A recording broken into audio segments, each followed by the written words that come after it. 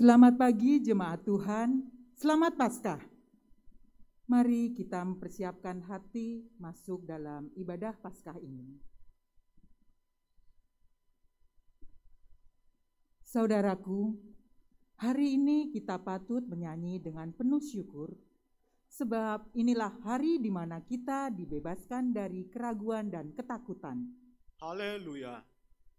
Peristiwa Paskah seharusnya mampu mengubah karakter kita menjadi para pribadi yang riang, penuh syukur di tengah-tengah persoalan dan penderitaan yang sedang terjadi. Haleluya.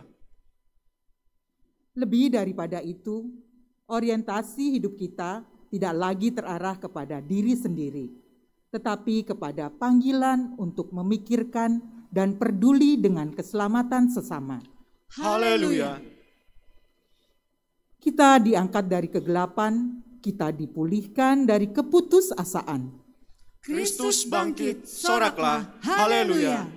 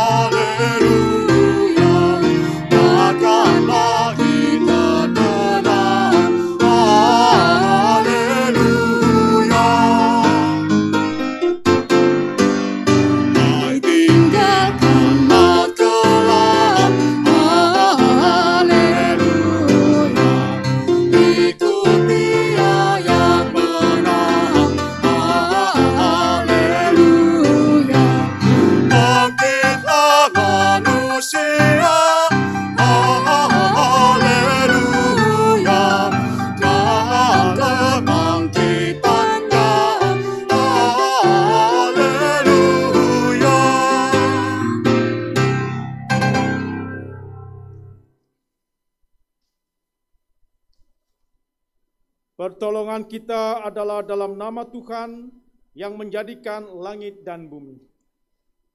Amin. Kasih karunia dan damai sejahtera dari Allah Bapa kita dan dari Tuhan Yesus Kristus menyertai kita. Sekarang dan selamanya.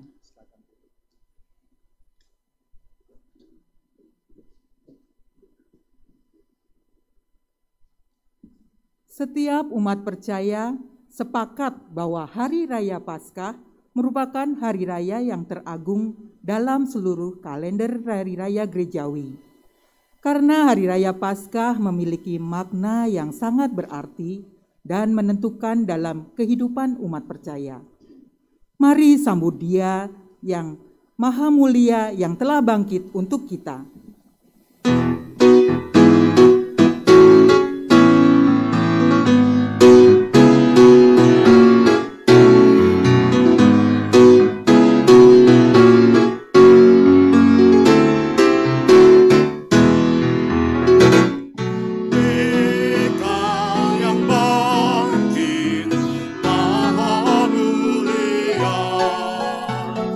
Dikaulah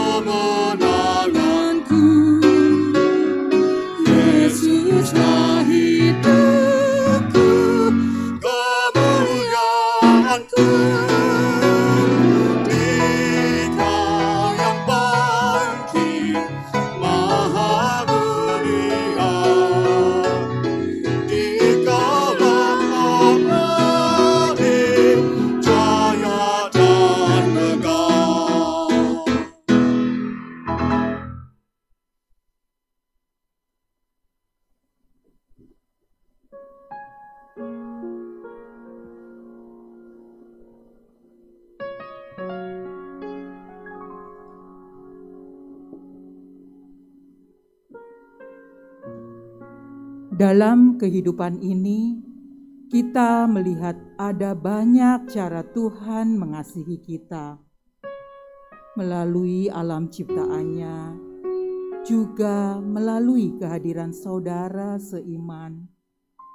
Bahkan melalui kehadiran orang asing yang kita jumpai. Namun seringkali kita mengabaikan kasih yang Ia tunjukkan. Kita dengan mudah mengatakan, Allah jauh dari kita. Allah tidak ada untuk kita. Untuk itu, marilah kita mengambil waktu teduh sejenak dan memohon ampunan Tuhan.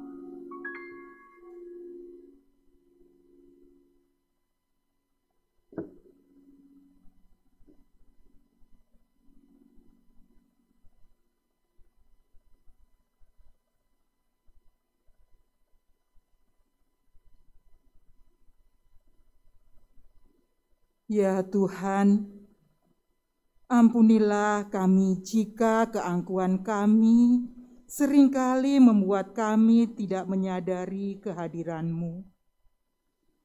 Ampunilah kami ketika kelambanan hati kami membuat kami gagal untuk melihat Allah yang bangkit, yang hadir untuk kami. Ampunilah kami, ya Tuhan. Berikanlah kami kerendahan hati untuk tetap menyadari bahwa kami membutuhkan-Mu, ya Tuhan. Tinggallah beserta kami, ya Tuhan. Amin. Tuhan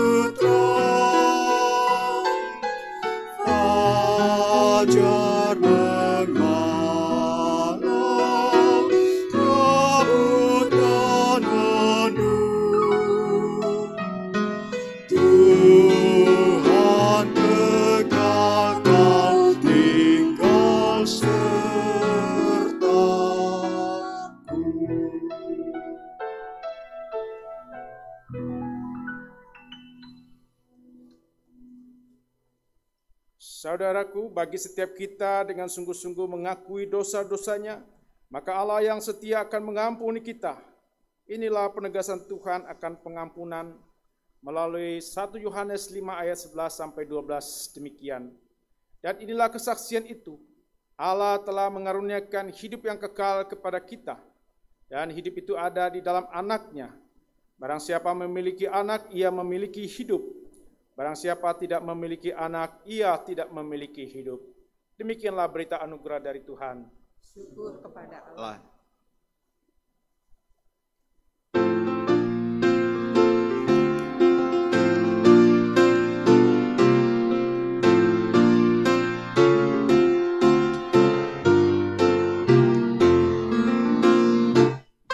Terpuji Engkau, Allah Maha Besar, karena Yesus telah bangkit dan hidup kekal. Haleluya, puji Tuhan, haleluya, amin. Jiwa kami Kau jadikan segar abadi.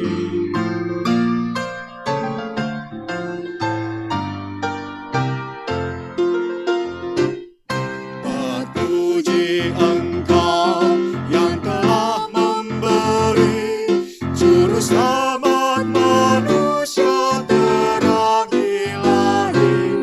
Haleluya, puji Tuhan, haleluya, amin. Jiwa kami Kau jadikan segar abadi.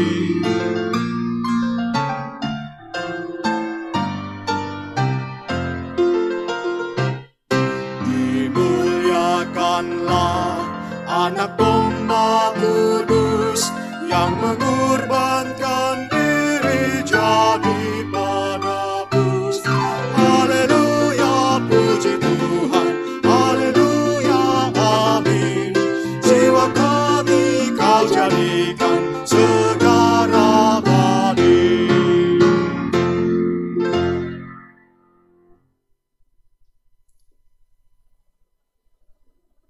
Mari kita berdoa untuk pelayanan firman.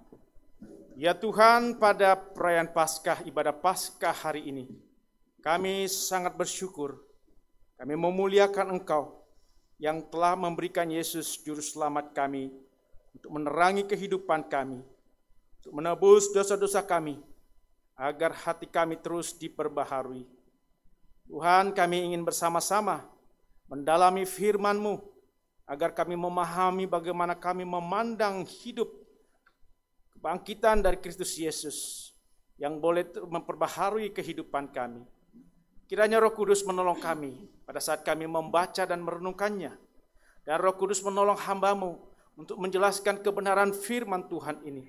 Sehingga hati pikiran kami terbuka ya Tuhan untuk menerima firman-Mu, agar kami semakin berbuah dalam kehidupan kami. Berbicaralah ya Tuhan, kami siap mendengarnya. Dalam Yesus kami telah berdoa. Amin.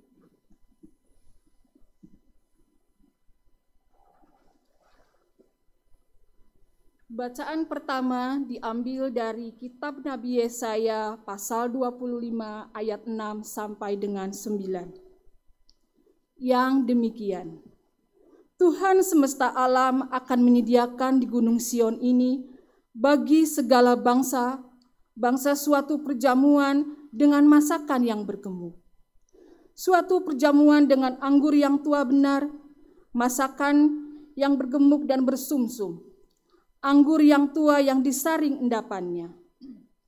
Dan di atas gunung ini, Tuhan akan menggoyahkan kain perkabungan yang diselubungkan kepada segala suku bangsa, dan tudung yang ditudungkan kepada segala bangsa-bangsa. Ia akan meniadakan maut untuk seterusnya, dan Tuhan Allah akan menghapuskan air mata daripada segala muka, dan aib umatnya akan dijauhkannya dari seluruh bumi, sebab Tuhan telah mengatakannya. Pada waktu itu, orang akan berkata, sesungguhnya inilah Allah kita, yang kita nanti-nantikan, supaya kita diselamatkan. Inilah Tuhan yang kita nanti-nantikan, marilah kita bersorak-sorak dan bersukacita oleh karena keselamatan yang diadakannya. Demikianlah sabda Tuhan. Syukur kepada Allah.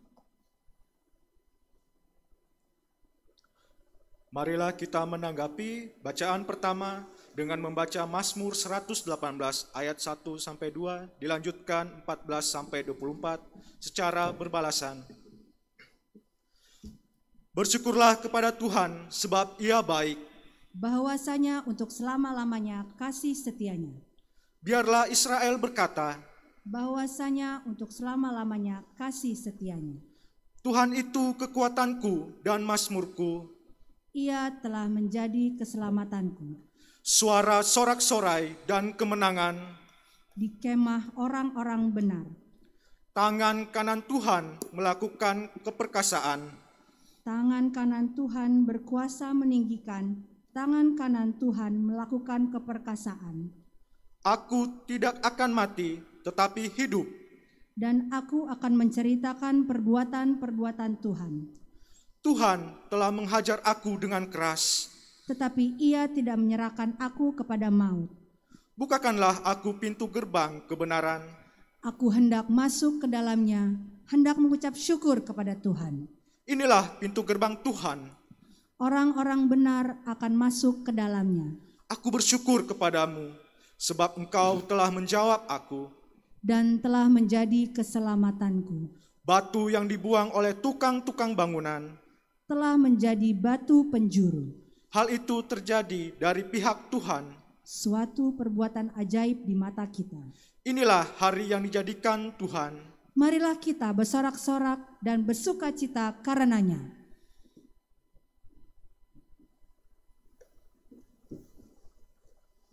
Bacaan kedua diambil dari 1 Korintus 15 ayat 1 sampai 11. Yang demikian.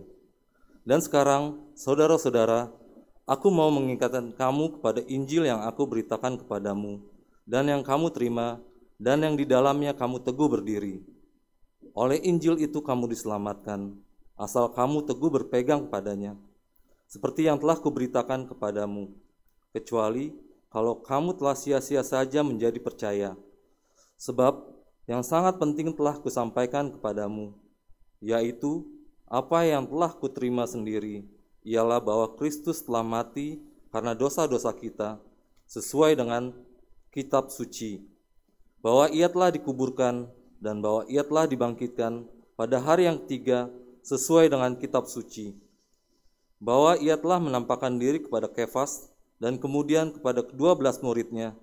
Sesudah itu, Ia menampakkan diri kepada lebih dari 500 saudara sekaligus.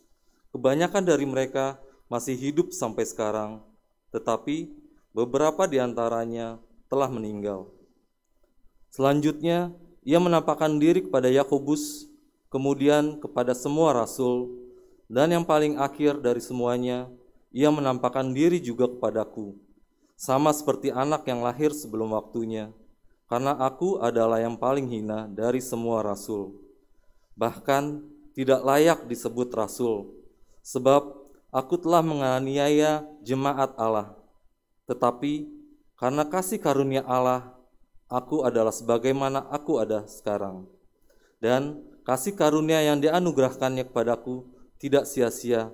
Sebaliknya, aku telah bekerja lebih keras daripada mereka semua. Tetapi bukannya aku, melainkan kasih karunia Allah yang menyertai aku. Sebab itu, baik aku maupun mereka, demikianlah kami mengajar, dan demikianlah kamu menjadi percaya. Demikianlah sabda Tuhan. Syukur kepada Allah. Kita membaca Yohanes pasal 20 ayat 1 sampai 18. Pada hari pertama minggu itu, pagi-pagi benar, ketika hari masih gelap, pergilah Maria Magdalena ke kubur itu, dan ia melihat bahwa batu telah diambil dari kubur. Ia berlari-lari mendapatkan Simon Petrus dan murid yang lain yang dikasihi Yesus, dan berkata kepada mereka, Tuhan telah diambil orang dari kuburnya, dan kami tidak tahu di mana ia diletakkan. Maka berangkatlah Petrus dan murid yang lain itu ke kubur. Keduanya berlari bersama-sama, tetapi murid yang lain itu berlari lebih cepat daripada Petrus sehingga lebih dahulu sampai di kubur. Ia menyenguk ke dalam dan melihat kain kapan terletak di tanah, akan tetapi ia tidak masuk ke dalam. Maka datanglah Simon Petrus juga menyusul dia dan masuk ke dalam kubur itu. Ia melihat kain kapan terletak di tanah, sedang kain peluh yang tadinya ada di kepala Yesus tidak terletak dekat kain kapan itu, tetapi agak di samping di tempat yang lain dan sudah tergulung. Maka masuklah juga murid yang lain yang lebih dahulu sampai di kubur itu, dan ia melihatnya dan percaya. Sebab selama itu mereka belum mengerti isi kitab suci yang mengatakan bahwa ia harus bangkit dari antara orang mati. Lalu pulanglah kedua murid itu ke rumah. Tapi Maria berdiri dekat kubur itu dan menangis. Sambil menangis ia menjenguk ke dalam kubur itu. Dan tampak olehnya dua orang malaikat berpakaian putih. Yang seorang duduk di sebelah kepala dan yang lain di sebelah kaki di tempat mayat Yesus terbaring. Kata malaikat-malaikat itu kepadanya, "Ibu, mengapa engkau menangis?" Jawab Maria kepada mereka, "Tuhanku telah diambil orang, dan aku tidak tahu di mana diletakkan." Sesudah berkata demikian, ia menoleh ke belakang dan melihat Yesus berdiri di situ. Tetapi ia tidak tahu bahwa itu adalah Yesus. Kata Yesus kepadanya, "Ibu, mengapa engkau menangis? Siapakah yang engkau cari?" Maria menyangka orang itu adalah penunggu taman. Lalu berkata kepadanya, "Tuan, jikalau tuannya mengambil dia, katakanlah kepadaku di mana Tuhan meletakkan dia, supaya aku mengambilnya." Kata Yesus kepadanya, "Maria." Maria berpaling dan berkata kepadanya dalam bahasa Ibrani, "Rabuni," artinya guru. Kata Yesus kepadanya, "Janganlah engkau memegang aku sebab aku belum pergi kepada Bapa. Tetapi pergilah kepada saudara-saudaraku dan katakanlah kepada mereka bahwa sekarang aku akan pergi kepada Bapakku dan Bapamu, kepada Allahku dan Allahmu." Maria Magdalena pergi dan berkata kepada murid-murid, "Aku telah melihat Tuhan," dan juga bahwa dia mengatakan hal-hal itu kepadanya. Demikianlah Injil Yesus Kristus. Berbahagialah mereka yang mendengarkan firman Allah dan yang memeliharanya. Haleluya.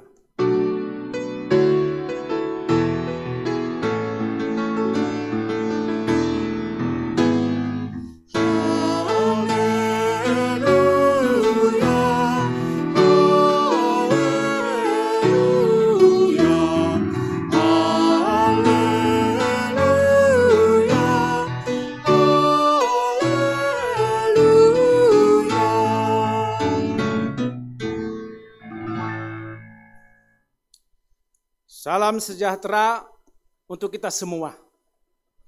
Semoga kita semakin mengarahkan pandangan kita pada Tuhan yang bangkit, seperti ular tembaga yang ditinggikan Musa. Maka orang-orang yang memandang ular akan selamat. Salib adalah gambaran penderitaan Yesus. Ia direndahkan, mati dan bangkit, mengalahkan kuasa iblis dan pengikut iblis. Paskah merayakan kebangkitan Yesus untuk menebus dosa semua manusia. Inilah yang digambarkan dengan bendera-bendera, ya. Semua suku, semua bangsa, semua agama, semua ras, golongan itu ditebus dosa-dosanya oleh Yesus. Dan itu juga diungkapkan dalam Yesaya 25 tadi yang kita baca. Paskah adalah merayakan kebangkitan Yesus yang menang atas kuasa dosa, kuasa iblis yang merusak hidup manusia. Apa hubungan Paskah dengan COVID? Saudara, Yesus tidak bermusuhan dengan virus. Yesus tidak bermusuhan atau tidak melawan sel-sel kanker atau lemak yang merusak hidup manusia, menyebabkan penyumbatan. Virus, sel, lemak itu adalah ciptaan Tuhan yang baik. Yesus mengalahkan dosa-dosa yang menyebabkan kita tidak dapat mengelola virus-virus, sel, dan lemak yang merusak. Dosa yang terkait dengan mengelola virus adalah melalaikan protokol kesehatan. Kemudian pola hidup yang melemahkan daya tahan tubuh kita. Kemudian juga bagaimana vaksinasi. Bagaimana kita merespon vaksinasi itu sebagai hikmat dari Tuhan untuk memperkuat daya tahan tubuh kita. Ketika orang positif COVID, dosa apa yang harus dikalahkan? Yaitu dosa hidup tanpa pengharapan. Sepertinya udah pasti deh, gak bisa tertolong lagi.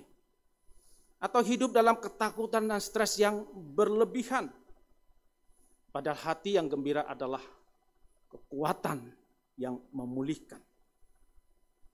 Tidak tertib, tidak tekun di dalam pengobatan. Demikian juga dengan kasus bom bunuh diri.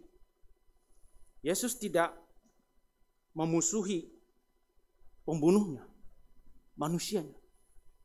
Tapi Yesus memusuhi dosa-dosa yang menyebabkan orang membenci agama lain atau mengajarkan pemahaman tentang surga yang salah. Orang yang mengajarkan kesesatan inilah yang akan menerima hukuman dari Yesus. Paskah, penebusan dosa dari Yesus berlaku bagi semua orang yang mungkin terpengaruh dengan ajaran-ajaran sesat yang membenci agama lain, yang mau membunuh dirinya demi pemahaman surga yang salah. Itulah yang kita katakan dengan seluruh bangsa-bangsa yang digambarkan bendera. Penebusan Yesus berlaku untuk semua orang. Suku berbeda, bangsa yang berbeda, agama yang berbeda, Yesus akan menebus dosa-dosa. Dalam Paskah itu yang ditekankan adalah penebusannya. Perjamuan kudus juga merayakan penebusan dosa dan pertobatan. Orang yang menyadari dosa dan kesalahannya, dia berbalik, datang kepada Tuhan. Dan orang yang datang kepada Tuhan itu mendapatkan kasih anugerah dari Tuhan yang membebaskan dari dosa-dosanya. Melalui kematian Yesus yang kita rayakan dan yang kebangkitannya. Tanpa kebangkitan, dosa yang kita sesali itu tidak akan bisa ditebus. Kalau perjamuan kudus di Jumat Agung, itu karena mengingat perjamuan terakhir Yesus Kristus, mengenang tubuh darah Yesus yang tercurah. Perjamuan kudus ketika Paskah lebih mengenang kepada kuasa kebangkitan yang menebus dosa-dosa manusia.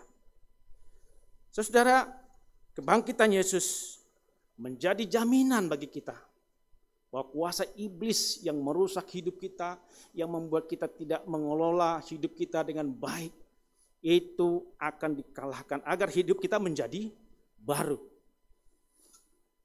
Kita sudah menyesali dosa-dosa kita dan kita sudah diajarkan terus dari masa Prapaskah. Dan kebangkitan Yesus mengampuni, membuat hidup kita menjadi baru.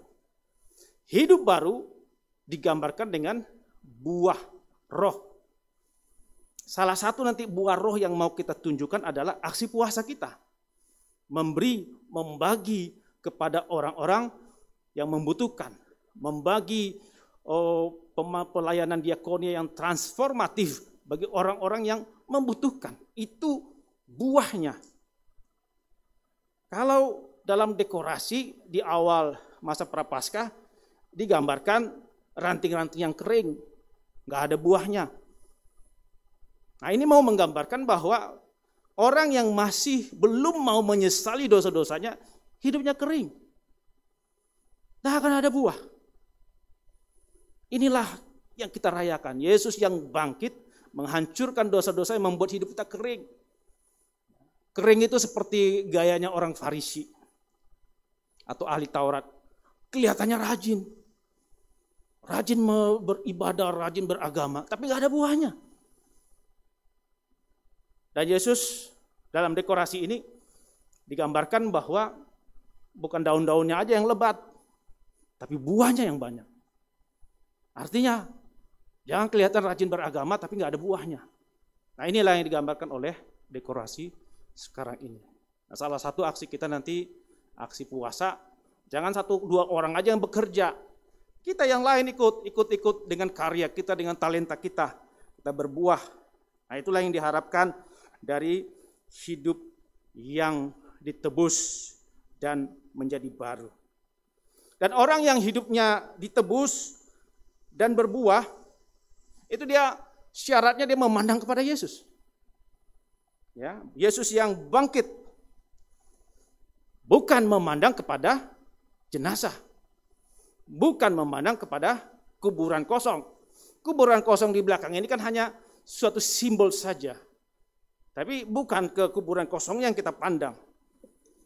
Orang yang memandang Yesus yang bangkit, dia akan selamat dari sengatan iblis. Dia tidak mati, kekal.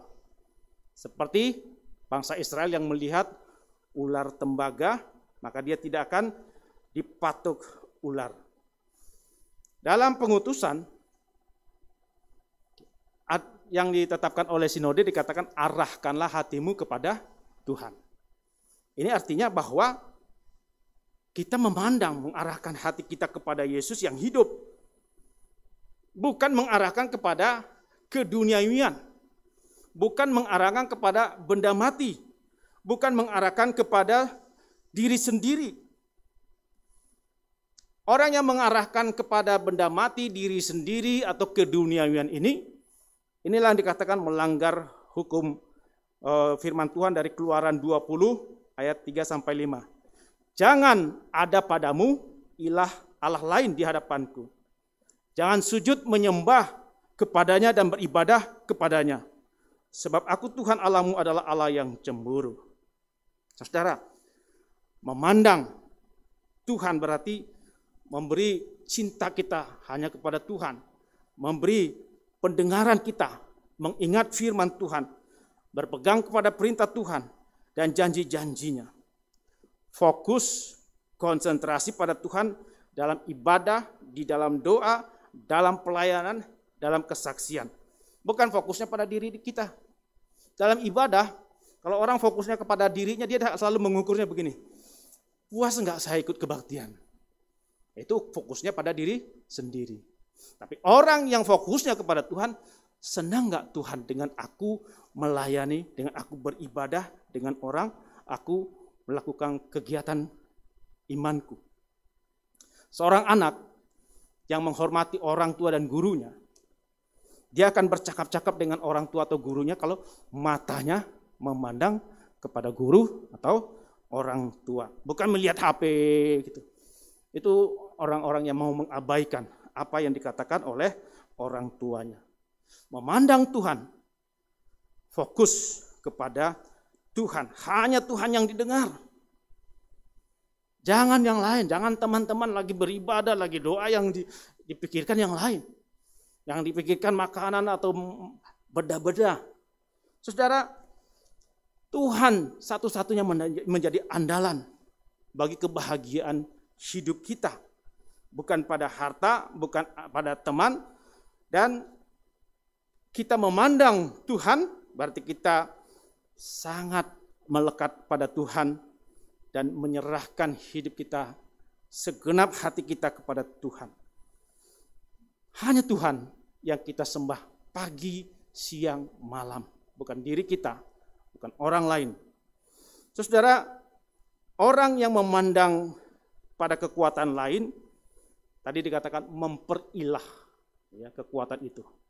Sama aja, orang yang memandang kuburan yang keramat, ya, itu dia memperilah. Kadang-kadang ada juga orang ke kuburan orang yang dikasihinya, dia pikir sumber kebahagiaan dari kuburan itu. Itu juga pemahaman yang salah.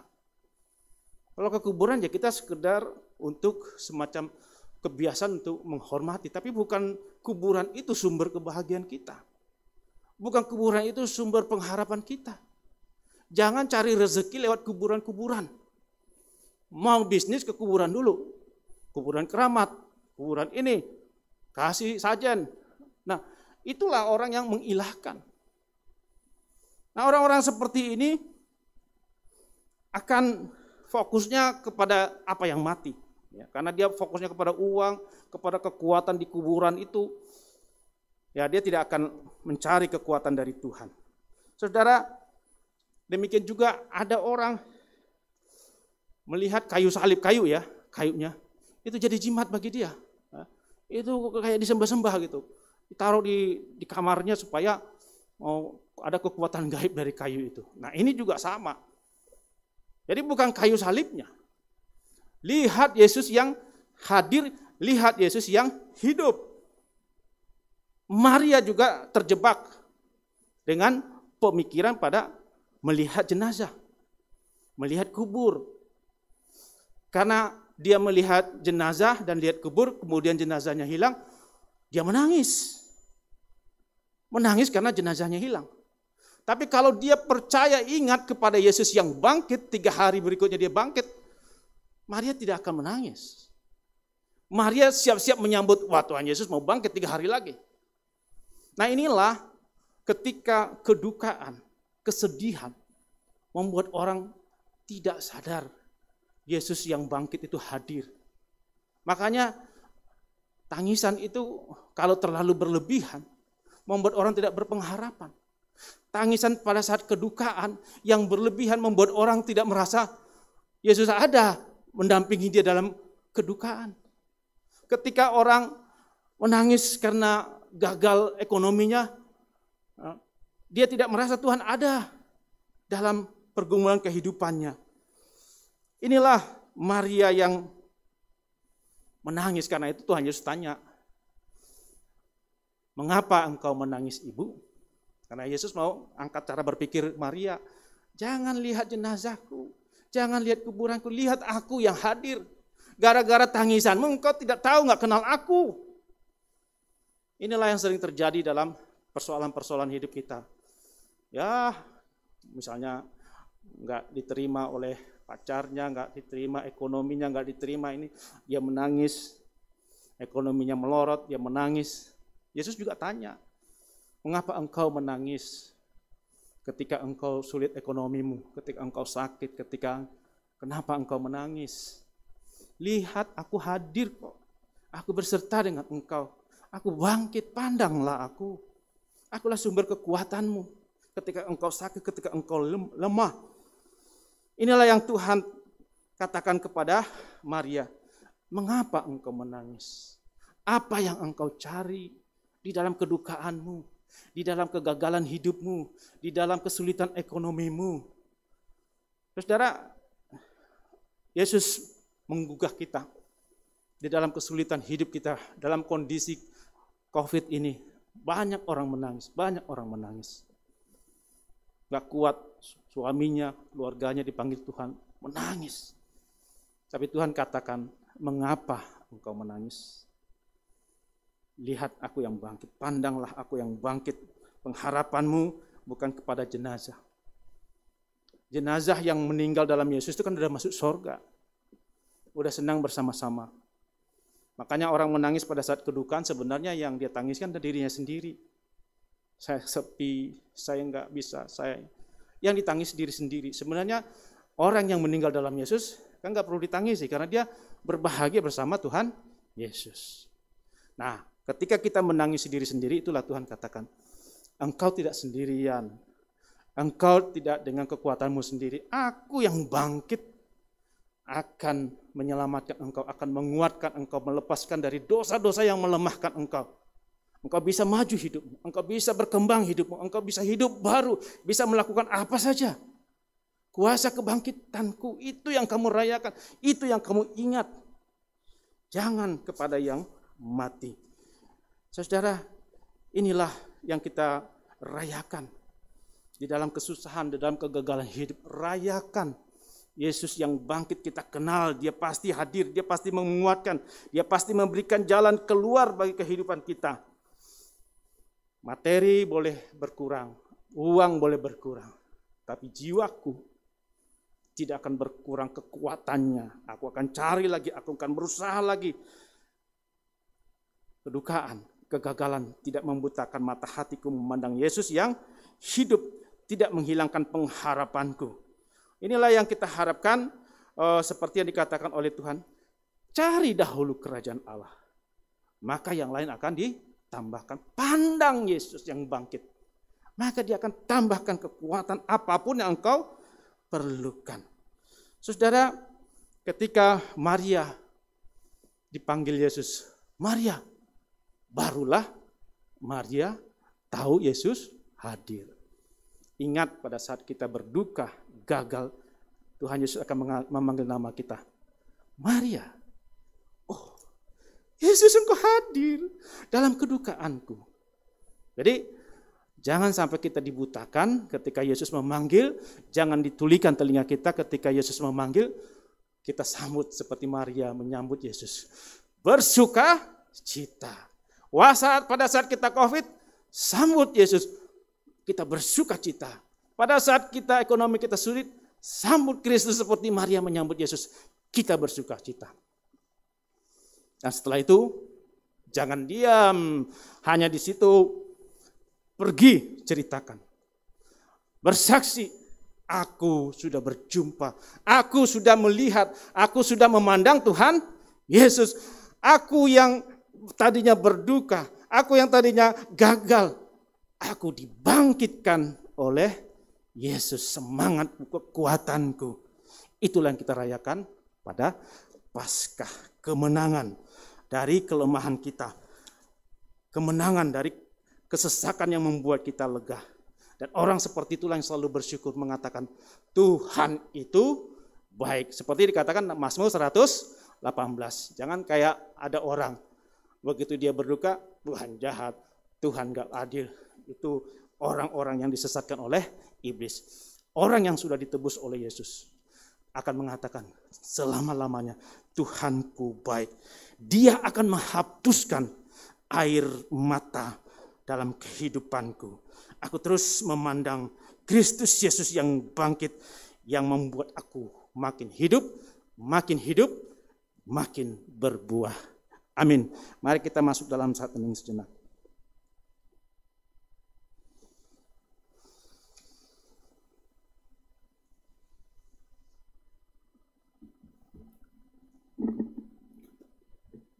Saudaraku, dengan terus meyakini bahwa Kristus telah melakukan karya bagi keselamatan dunia ini, maka mari kita mengakui iman percaya kita melalui pengakuan iman rasuli. Kita mengucapkan, aku percaya kepada Allah, Bapa yang Maha Kuasa, Khalik langit dan bumi, dan kepada Yesus Kristus, Anaknya yang tunggal Tuhan kita, yang dikandung dari Roh Kudus, lahir dari anak darah Maria, yang menderita sengsara di bawah pemerintahan Pontius Pilatus, disalibkan, mati dan dikuburkan, turun ke dalam kerajaan maut.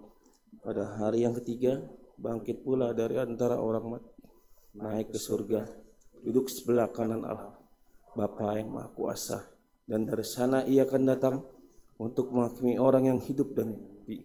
Aku percaya kepada Roh Kudus, gereja yang kudus dan persekutuan orang kudus, pengampunan dosa, bangkitan orang mati dan hidup kekal. Amin.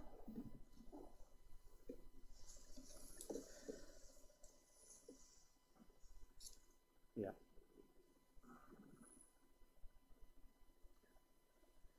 Mari kita menaikkan doa syafaat. Ya Tuhan, kami sungguh bersyukur untuk penebusan yang Kristus nyatakan melalui Paskah ini. Kami percaya ya Tuhan, ketika kami terus memandang Yesus, memandang kebangkitan Kristus, maka kami pun akan dihidupkan semangat kami. Maka air mata kami akan dihapuskan. Kami tidak bergantung lagi kepada apa yang mati, apa yang ada di dalam kubur. Kami bergantung kepada Yesus yang hidup, yang senantiasa memberikan jalan keluar dalam kehidupan kami, yang senantiasa memberikan kelegaan dalam kehidupan kami, yang senantiasa membuat kami selalu bersyukur dan mengatakan Tuhan itu baik bagi kami. Biarlah iman seperti ini makin bertumbuh-tumbuh dalam hidup kami, dan kami terus menceritakan tentang Tuhan yang hidup kepada semua orang yang berbeda suku, bangsa, agama. Jangan biarkan kami hanya diam untuk diri kami sendiri. Biarlah kami pergi mengatakan, aku telah melihat Yesus, aku telah memandang Yesus. Sehingga banyak orang yang juga mau ditebus dosa-dosanya melalui kebangkitan Yesus. Tolong kami ya Tuhan, agar kami tergerak untuk menjadi saksi Tuhan. Kami berdoa Tuhan untuk setiap kondisi pada saat pandemi COVID ini. Biarlah kami semakin bijak, berhikmat, menggunakan protokol kesehatan, termasuk pada saat liburan, mudik, dan juga kegiatan-kegiatan yang lain. Demikian juga dalam kondisi COVID ini ketika guru dan murid belajar, berikan ya Tuhan ketekunan, kesabaran, jauhkan dari kebosanan ya Tuhan, dan biarlah kami berhasil dalam proses belajarnya. Demikian juga kami berdoa untuk pemerintahan kami, pusat dan di daerah, dan semua kementerian yang terkait, aparat keamanan, aparat yang turut membantu ya Tuhan untuk mengatasi pandemi ini. Berikan hikmat bagi mereka ya Tuhan untuk mengelola COVID ini, untuk mencegah penularannya, untuk menyebarkan vaksinasi. Berkati para dokter, perawat, tenaga laboratorium yang senantiasa menolong, merawat, meringankan beban dari orang yang sakit. Tuhan juga berkati setiap orang yang terkena dampak dari COVID ini. Tuhan juga berkati para pengusaha, pelaku usaha bisnis yang kecil dan besar. Tuhan semua juga berkati mereka agar dikuatkan untuk mengelola ekonomi atau usaha mereka sehingga banyak orang bisa bekerja. Demikian juga mereka yang sedang terkena COVID, terpapar, Tuhan tolong agar mereka juga boleh dikuatkan, dipulihkan. Kami juga berdoa ya Tuhan untuk vaksinasi agar berjalan dengan baik, efektif, dan banyak orang yang boleh mendapatkan vaksinasi ini. Demikian juga semua bencana yang terjadi, termasuk bencana yang disebabkan oleh ulah manusia, terorisme, radikalisme. Semuanya Tuhan, Engkau tolong agar bangsa kami ini dijauhkan dari semua pikiran-pikiran yang merusak, yang memecah belah. Biarlah korban yang terkena dari bom ini juga boleh dipulihkan dan dikuatkan. Berkati ya Tuhan seluruh pergumulan anggota jemaat kami di dalam persoalan-persoalan keluarga mereka, persoalan-persoalan keuangan mereka. Tuhan tolong agar boleh dikuatkan dan diperbaharui terus-menerus kehidupan bersama kami. Demikian juga pelayanan yang kami lakukan di GKI Kuitang ini Tuhan. Dan kegiatan panitia juga Tuhan berkati sampai pada aksi puasa untuk menyatakan buah kebaikan kepada banyak orang. Kami melakukannya ini dengan memandang Yesus yang bangkit. Dalam Yesus kami telah menaikkan doa ini. Amin.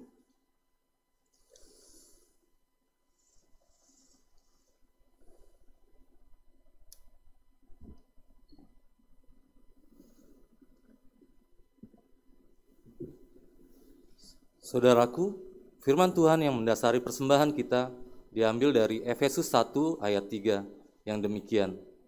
Terpujilah Allah dan Bapa Tuhan kita Yesus Kristus, yang dalam Kristus telah mengaruniakan kepada kita segala berkat rohani di dalam sorga. Persembahan hari ini, Minggu Paskah tanggal 4 April 2021 akan ada 2 kantong persembahan. Yang pertama untuk pelayanan umum gerejawi dan yang kedua untuk perjamuan kudus.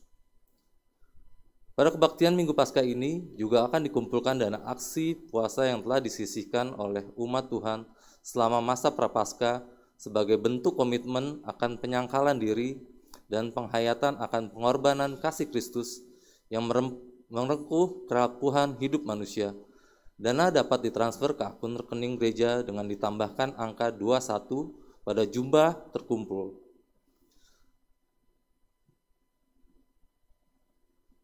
Dana yang terkumpul akan dialokasikan untuk berbagai aksi kasih melalui kegiatan yang telah direncanakan oleh panitia seperti telah tercantum dalam flyer publikasi dalam Warta Jemaat. Untuk mengiringi persembahan, mari kita nyanyikan pujian dari PKJ 86, 1 dan 2. Yesus telah bangkit.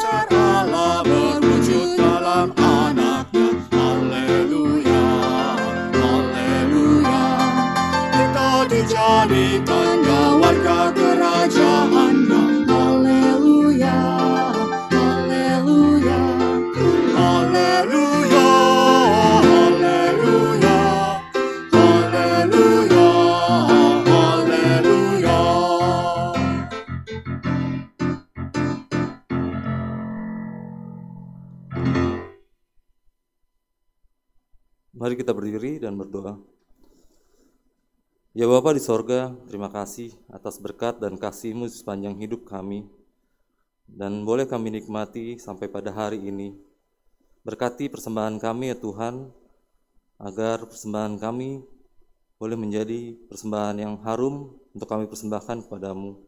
Berkati juga tangan-tangan yang mengelola persembahan ini, agar boleh bertanggung jawab dalam mengelolanya dalam setiap rupiah yang digunakannya. Dan hanya untuk kemuliaan nama-Mu saja ya Tuhan. Di dalam nama Tuhan Yesus, haleluya, amin.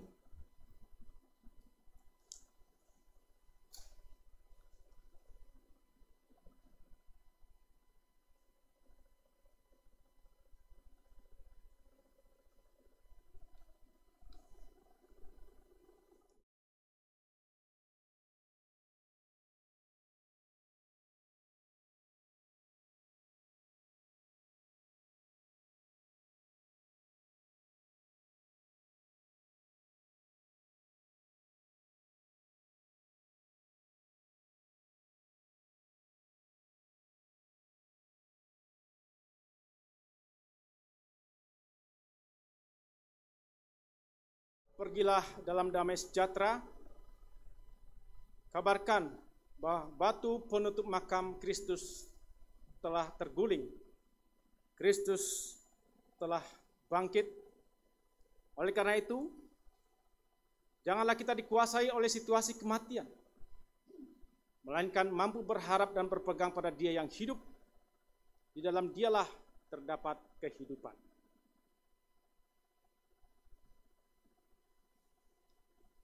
Dengan bersandar pada Sang Hidup, maka kita akan dimampukan untuk menjalani dan mengatasi berbagai macam krisis di tengah kehidupan.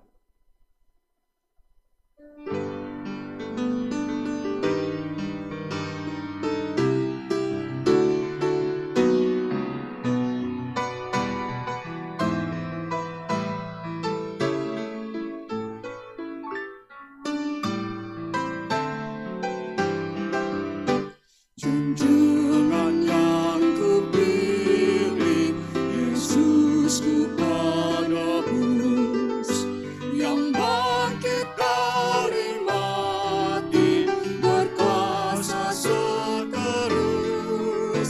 Kendati banyak orang mengejek mencela, ku ikut suaranya.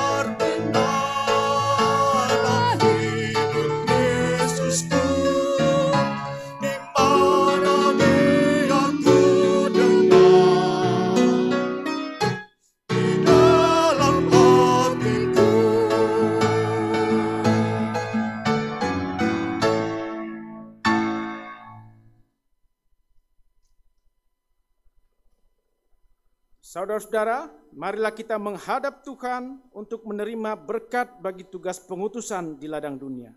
Sekarang arahkanlah pandangan kita pada dunia. Dengan tetap berpegang pada Kristus, kami mengarahkan pandangan kami kepada dunia. Jadilah sahabat sesama, sebab kami rindu mempersaksikan Kristus. Terpujilah Allah Bapa, Anak, dan Roh Kudus, yang tidak pernah memisahkan kami dari kasih-Nya sekarang dan selama-lamanya. pergilah dalam damai sejahtera dan terimalah berkat dari Tuhan. Kasih karunia Tuhan Yesus Kristus dan kasih Allah dan persekutuan Roh Kudus menyertai kamu sekalian. Haleluya.